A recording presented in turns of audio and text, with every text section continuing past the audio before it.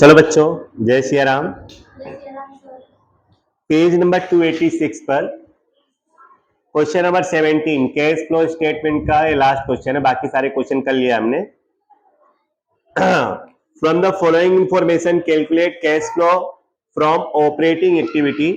तो मैंने आप लोग टेबल बना के रखा हुआ है यहाँ पे, cash flow statement from operating activity. तो इसमें ऑपरेटिंग एक्टिविटी के लिए मैंने आपको 5 हेडिंग्स बताई हैं, 5 पॉइंट्स ही हमको लिखने होते हैं। तो सबसे पहला पॉइंट क्या होता है, चलो एक बार क्वेश्चन पहले पढ़ लेते हैं। यहाँ पे देखो आपको प्रॉफिट एंड लॉस दिया हुआ है, जनरल रिजर्व है, टैक्सेशन प्रोविजन। जरा टैक्सेशन प्रोविजन है ना, उसको जरा राउंड में ले लो पूरे को।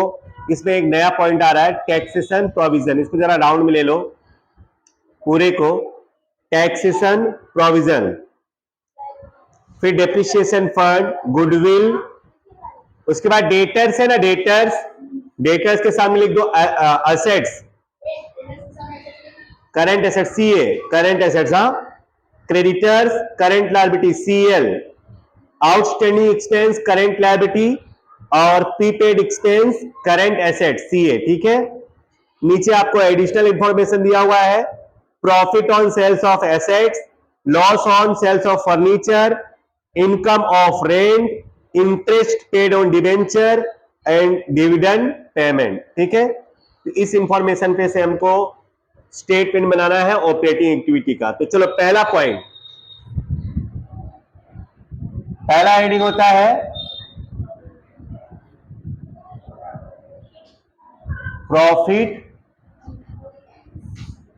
Before tax, closing minus opening ना, closing minus opening profit. Closing profit में से ओपनिंग प्रॉफिट माइनस करो। 60,000 है ये क्लोजिंग, 31/3/17 ये क्लोजिंग है और 31/3/16 वो ओपनिंग है। तो 60,000 में से 25,000 माइनस करो, 35,000। चलो सब लोग कैलसी लेके रेडी रहो, बाद में लिखो आप। सेकेंड स्टेप में हम लोग ऐड करते हैं, ऐड रिजर्व, फिर उसके बाद प्रोविजन, उसके बाद एक्सपेंस एंड लॉसेस। इन चारों में से कोई भी चीज हो तो अपने को क्या करना है, ऐड करना है। चलिए देखिए, आपको जनरल रिजर्व दिया हुआ है, यहां पे लिख लो रिजर्व है,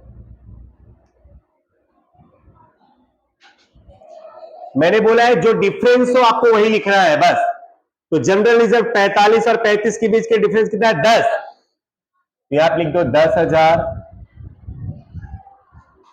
टैक्सेशन फॉर प्रोविजन, ये जरा याद रखो, याद रखो इसका रूल क्या है। अगर आपको दो अलग अलग टाइम का दिया हो, एक ही का दिया होता तो डायरेक्ट ऐड कर देते, लेकिन दो अलग अलग टाइम का दिया हो ना बच्चों, तो याद रखना है इस चीज को। जो प्रीवियस ईयर वाला है ना उसको माइनस करना है, और जो करंट ईयर वाला है उसको क्या करना है, प्लस। यहीं पे मैं लिख रहा हूं, यहां आप लिखेंगे प्रोविजन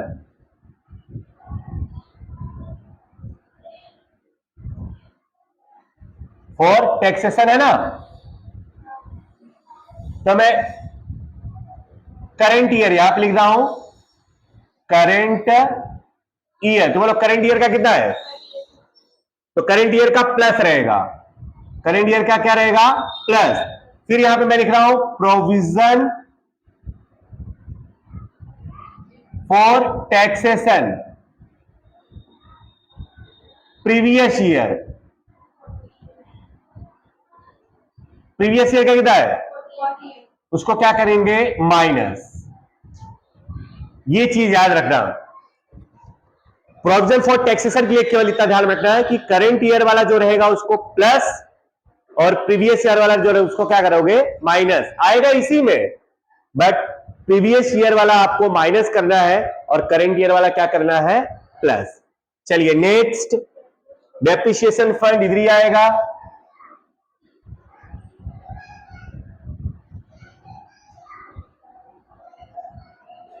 बोलो दोनों का डिफरेंस केवल बताओ, 10,000। नेक्स्ट, गुडविल भी इधर आएगा, गुडविल रिटर्न ऑफ बोलेंगे इसको, बोलो 11,000। नेक्स्ट, डेट वो तो उसमें आएगा वर्किंग में। अब एडजस्टमेंट में जाओ, additional information,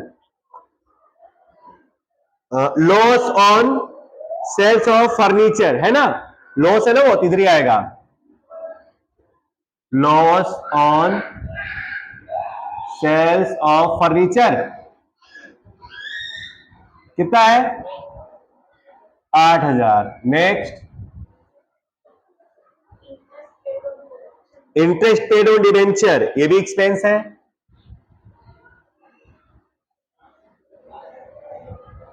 interest paid on debenture कितना, 32,000। डिविडेंड पेमेंट,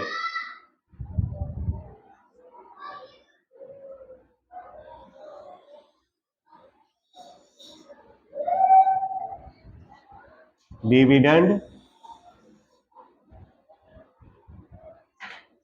कितना पेमेंट, 10,000। तो चलो सबको प्लस करो, लेकिन ये 48 को माइनस करना है। हाँ,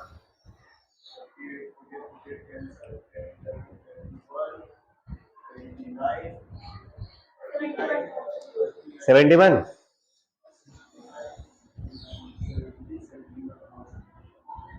प्लस कर दो,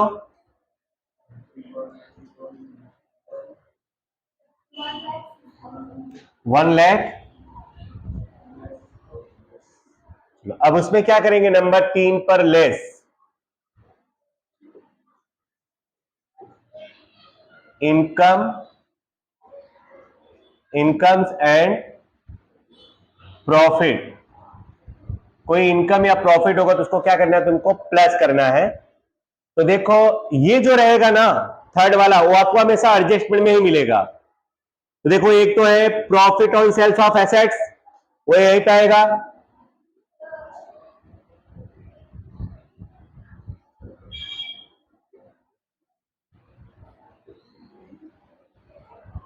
हाँ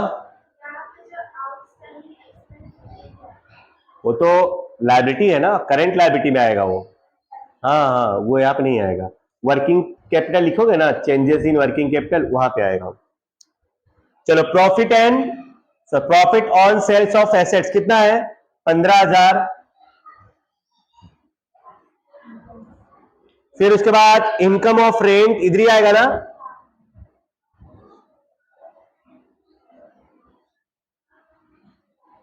कितना है, हाँ 48 जोड़ो, 48 एंड 63, उसमें से माइनस कर दो,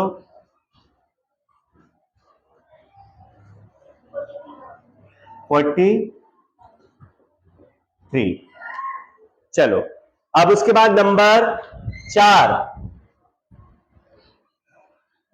कैश फ्लो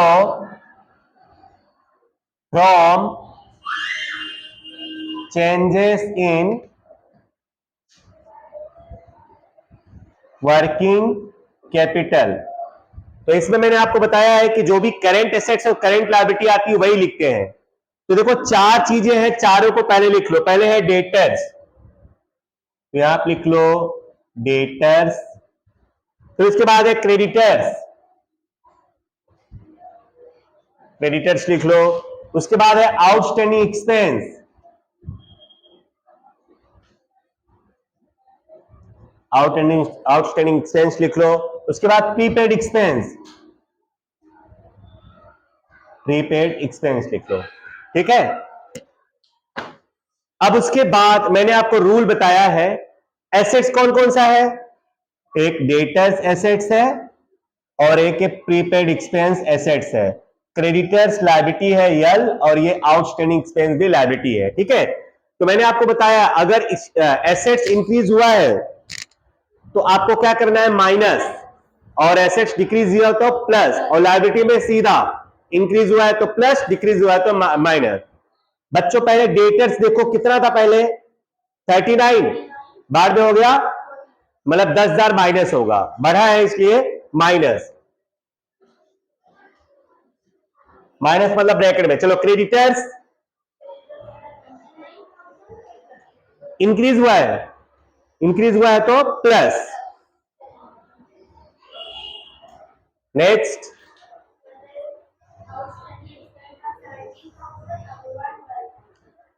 ये भी लायबिलिटी है, डिक्रीज हुआ है क्या तो माइनस। नेक्स्ट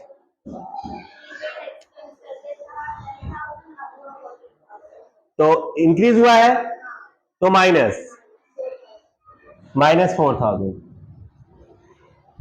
तो ओवरऑल कितना आएगा माइनस। तो मैंने आपको बताया है अगर माइनस में आए प्लस में आए तो इसमें जोड़ना है, और माइनस में आए तो घटाना है। तो माइनस में आए ना तो घटा दो, 34,000।